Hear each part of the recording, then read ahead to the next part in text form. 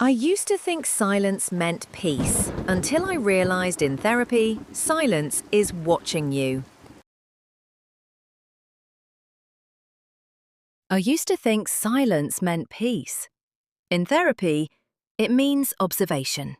The clock on the wall didn't tick, it judged. Every breath I took felt recorded. The receptionist smiled, but her eyes were glassy, like she'd been sitting there for years. I kept asking myself why the air smelled faintly of paper and bleach. When my name was called, I felt relief, until I saw the office door slowly swing shut behind me. Faint click of the door latch, on its own.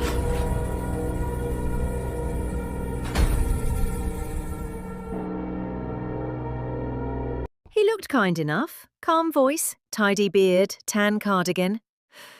"Let's start wherever you feel comfortable," he said. I talked. He wrote. The pen scratched rhythmically, like it was keeping score.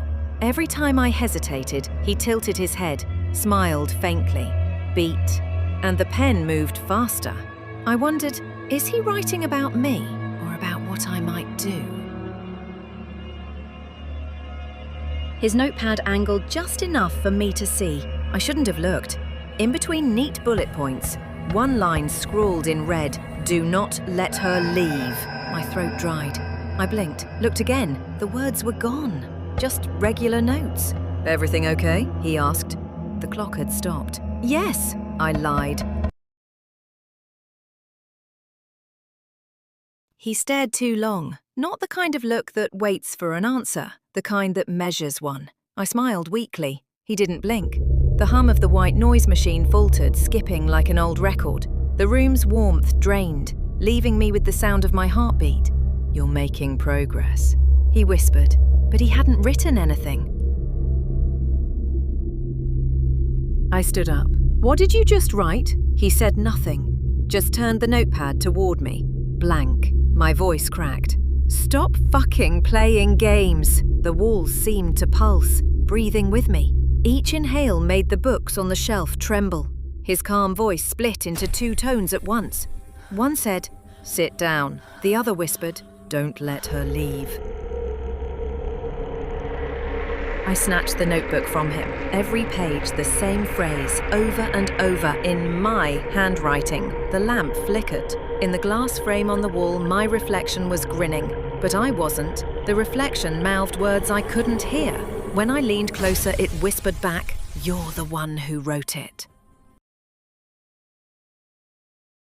I bolted for the door. The handle turned, but wouldn't open. Behind me, his footsteps didn't sound human, more like paper tearing. I slammed my shoulder into the door. No give. When I turned back, he was inches away, smiling. His eyes looked like ink spreading in water. "You came here to talk," he murmured. "So talk." I backed toward the window, but there was no city outside, only endless black, filled with floating pages. Each one carried the same words. The glass cracked beneath my palm. He leaned close, whispering, "Everyone leaves eventually. Some just stay in the notes longer." I screamed, but the sound came out as pen scratches. The world folded into paper.